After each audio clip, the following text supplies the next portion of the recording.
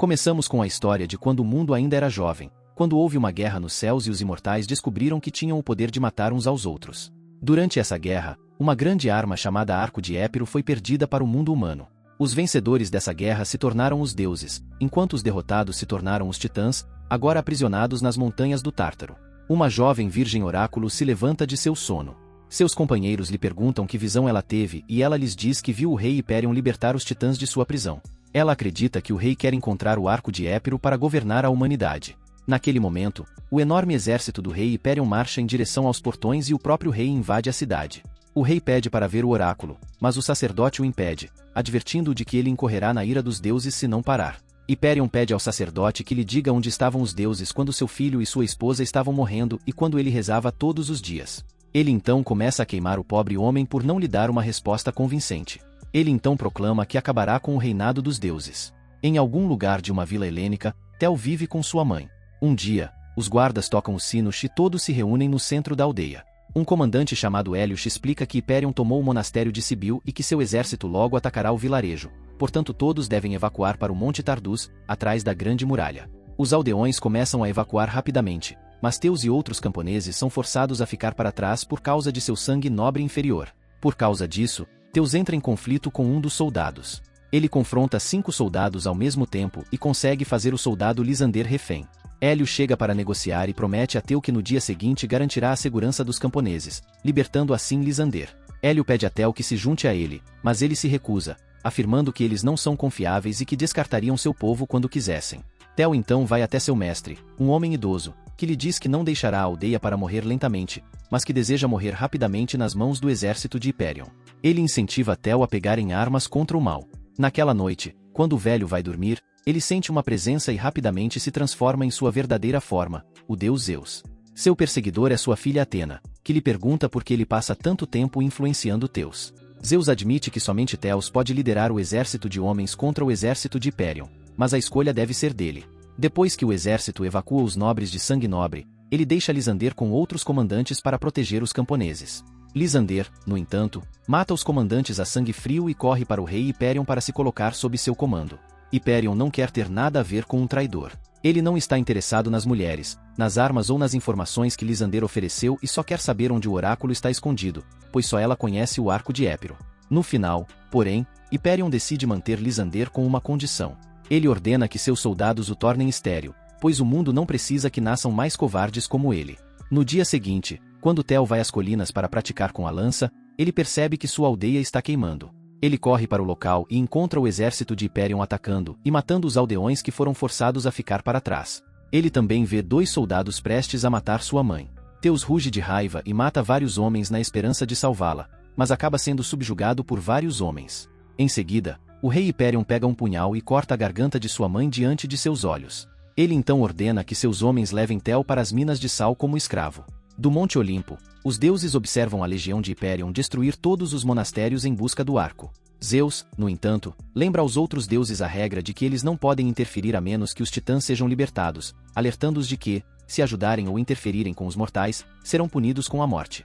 Um dia, os 4 oráculos são capturados e levados para a mesma prisão onde Tel está sendo mantido.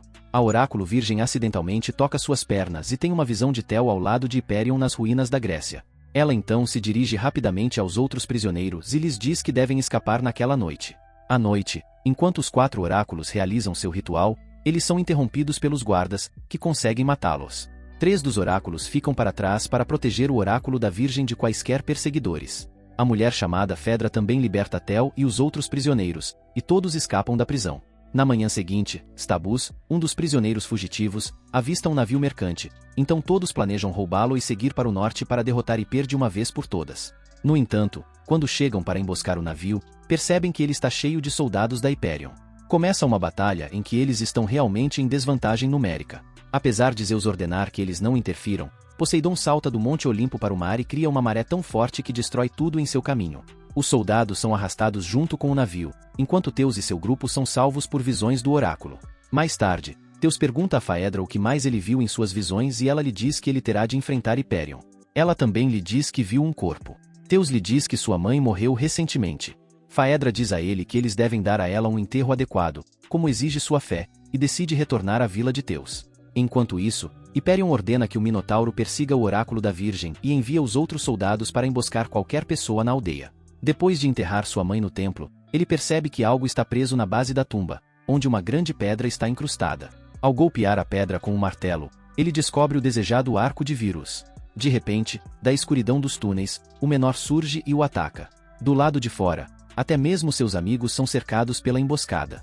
Teus luta bravamente contra o Minotauro e, apesar de ter sido ferido no braço, consegue se levantar e derrotar a fera humanoide cortando sua cabeça.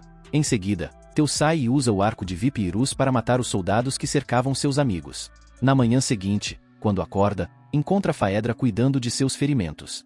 Ela lhe diz que ele havia sido envenenado pelo Minotauro, mas que agora está fora de perigo. Os dois se apaixonam um pelo outro e dormem juntos. Dessa forma, Faedra renuncia à sua posição de oráculo virgem e perde o poder da visão. Mais tarde naquele dia, Teus, Faedra, Stavis e o monge que eles haviam salvado anteriormente vão ao monastério.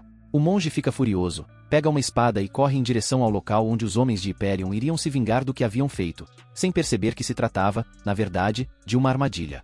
Teus e Stabus tentam impedi-lo, mas é tarde demais, pois logo são cercados pelo homem pagão e o monge é rapidamente morto em vão. Teus, caído, perde seu casulo, que é recolhido pelos soldados hienas. Ares, o deus da guerra, aparece para ajudar os mortais e rapidamente destrói todo o batalhão inimigo. Atena também aparece, fornecendo aos homens 2 cavalos e instruindo-os a correr em direção ao Tártaro para deter Hyperion. Com grande consternação, Zeus desce dos céus. Ele está muito descontente com seus filhos. Atena imediatamente se desculpa, mas Ares tenta argumentar e o enfurece tanto que ela o mata com um chicote de fogo. Zeus então se volta para Teus e o avisa que nenhum deus o ajudará mais e que ele terá de se defender sozinho, deixando-o confuso porque nunca lhe pediu nada. A hiena de antes se aproxima de Hyperion e lhe entrega o arco de Épiro. Depois de ouvir como Deus salvou Teus, Hyperion reúne todas as informações que pode sobre o garoto. Com a ajuda de Lisander, ele descobre que Tel é um bastardo nascido depois que sua mãe foi estuprada por alguns aldeões. Isso desperta seu interesse.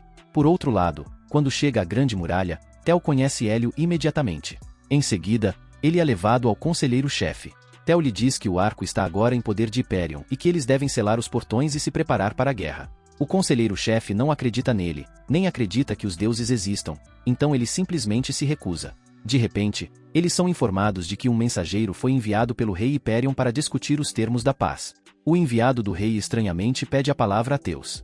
Enquanto Teus e o enviado conversam, o homem se revela como o rei Hyperion e pede a Teus que se junte a ele. Ele diz que a guerra será favorável a ele e promete conceder a Teus a imortalidade. Teus, furioso com o que fez com sua mãe, obviamente recusa, dizendo que os atos são mortais, e volta para dentro das muralhas. Está claro que a guerra está chegando. No dia seguinte, todos os soldados preparam suas armas, escudos e armaduras para a guerra que se aproxima.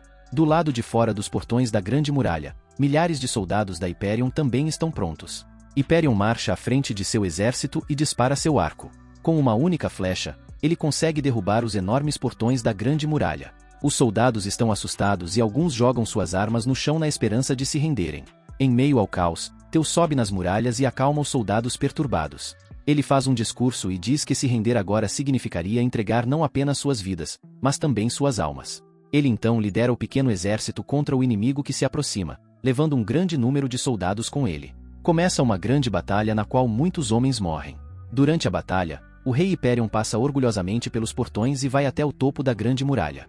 Hyperion então aponta seu arco para a montanha à sua frente e a atinge. Tel ouve o barulho lá embaixo e corre com Stabus para deter o rei louco. Quando eles chegam, já é tarde demais, pois Hyperion aponta seu arco para a jaula que contém os titãs e a atinge antes que eles possam matá-lo. Teus acorda após a explosão e vê que seu amigo Stavis está gravemente ferido. Nesse momento, os deuses aparecem do céu. Zeus arranca o arco das mãos do inimigo com um golpe de martelo e imediatamente começa uma batalha entre eles e os titãs, na qual os deuses são claramente mais fortes. Do lado de fora, Teus é surpreendido por Hyperion e eles também começam a lutar, cada um querendo matar o outro. Por serem muitos, os titãs conseguem matar Apolo e Hércules. Zeus observa sua filha Atena ser empalada pelos titãs, deixando-a à beira da morte. Ao ver o estado de Atena, em um acesso de raiva, ele agarra as correntes que prendem o Tártaro e as puxa, na esperança de derrubar a montanha e conter os titãs dentro dela. Depois de muita dificuldade e de uma dura batalha, Teus consegue derrotar Hyperion e matá-lo. Assim que ele faz isso, a montanha do Tártaro desaba sobre todos eles. Algum tempo depois, sabe-se que Teus conquistou um lugar entre os deuses por sua bravura acima da de qualquer outro homem. Ele também foi recompensado com um filho, Acamas. No centro da aldeia, um grande monumento foi erguido em homenagem a Tel. Acamas olha com admiração para o monumento de seu pai. De repente, ele é saudado por um homem idoso, o mesmo que havia ensinado Tel. Ele diz a Acamas que a guerra nos céus está chegando e que seu pai estará lá. Acamas olha para o céu e contempla milhares de homens lutando para marcar o início da guerra nos céus. Se você gostou deste vídeo, deixe um like e inscreva-se no canal. Obrigado por assistir.